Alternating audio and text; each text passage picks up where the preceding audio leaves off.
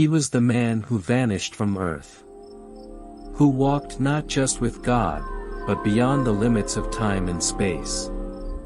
His name echoes through sacred texts, Enoch, and his story is unlike any ever told.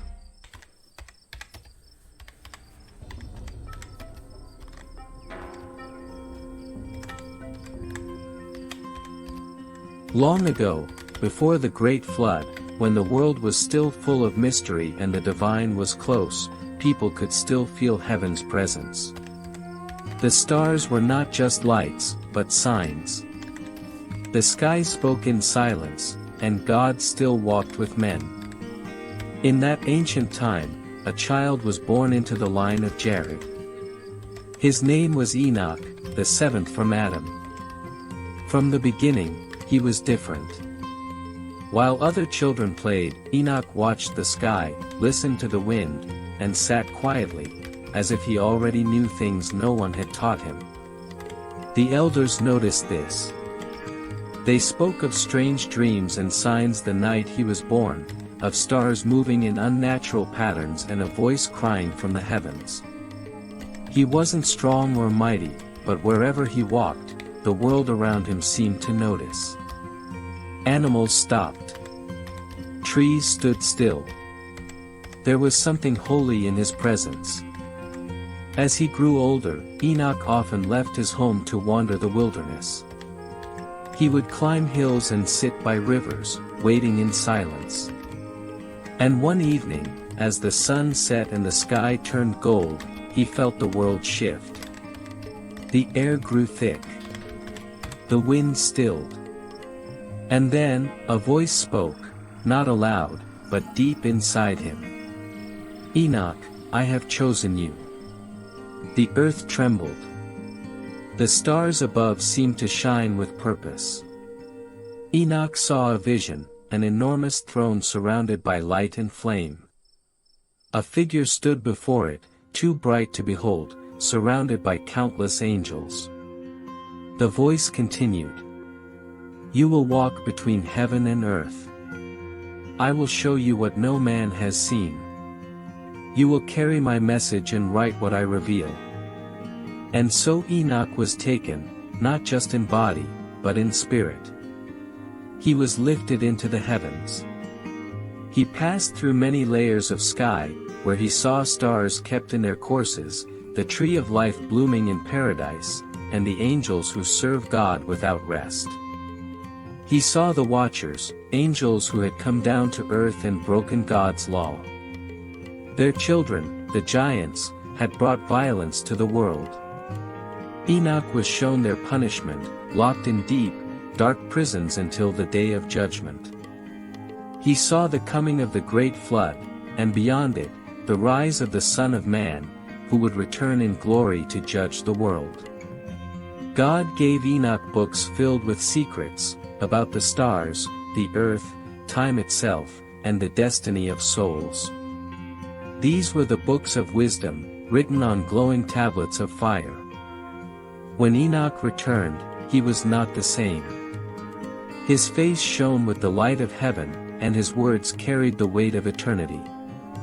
People feared and honored him. But soon, he was gone. And Enoch walked with God, and he was not, for God took him. Genesis 5:24. He did not die. God brought him into heaven alive. And to this day, his name is remembered as one who crossed the veil between worlds, a man who spoke with angels and walked with God himself. At first, it was subtle, a gentle shift, like the slow turning of stars in the night sky. He began to disappear for days at a time, wandering deeper into the wilderness. This had always been part of his nature, for he was a man drawn to the silence between the trees and the music of the wind. But now, there was something different. He would return after many days, his robes dusted with starlight and his skin cool to the touch, as though he had walked beneath strange moons. His eyes, once calm and deep, now held the weight of eternity. They shimmered with distant light, as if they had seen things too great for speech. At first, the people whispered that Enoch had simply gone to seek God, as the prophets of old did. But as his absences grew longer, and as strange things began to stir in the world, their whispers turned to wonder and fear. One evening, as twilight wrapped the hills in golden mist, his wife, Edna, stood before him. Her voice trembled with love and worry. "Where do you go, Enoch?" she asked, looking into his distant gaze. "You return changed, as if you leave your body behind. I see you, but it's as if a part of you stays in some other world." Enoch reached for her hand with quiet gentleness. His smile held both sadness and awe.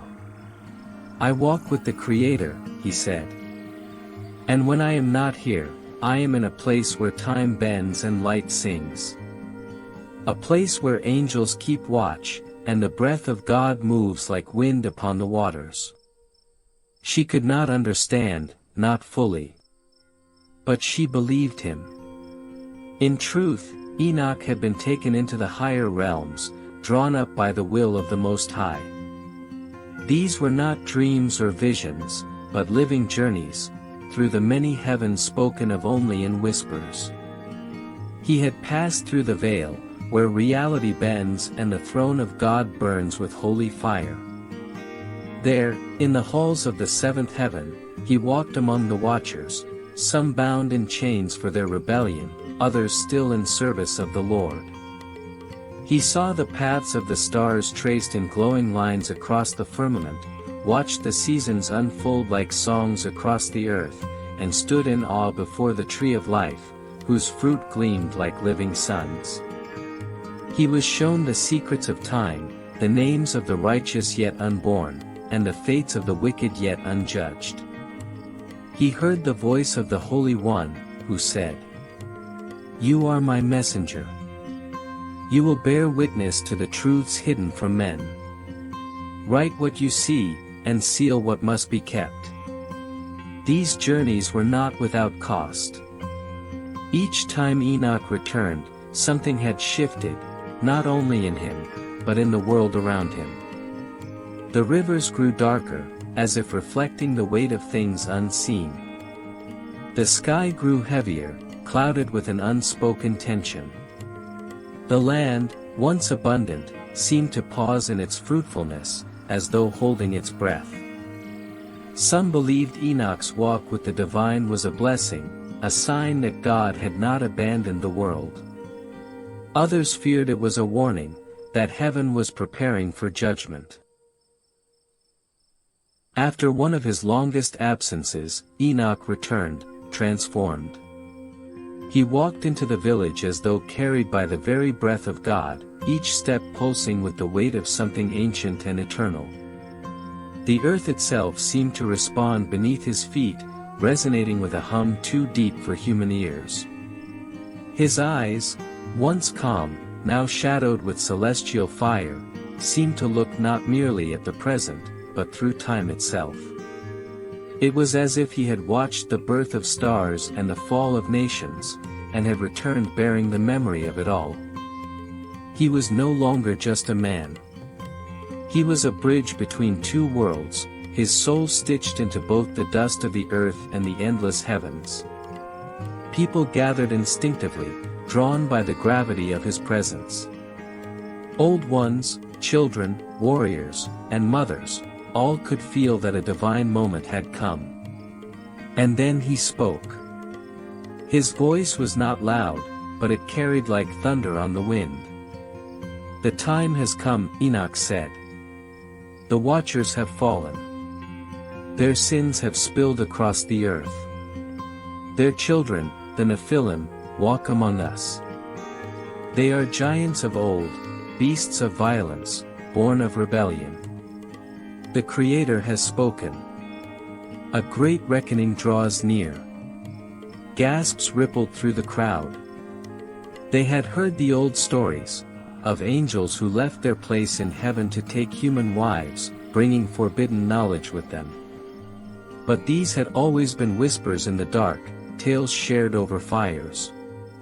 Now the truth stood before them, clothed in flesh, and speaking with the weight of divine decree.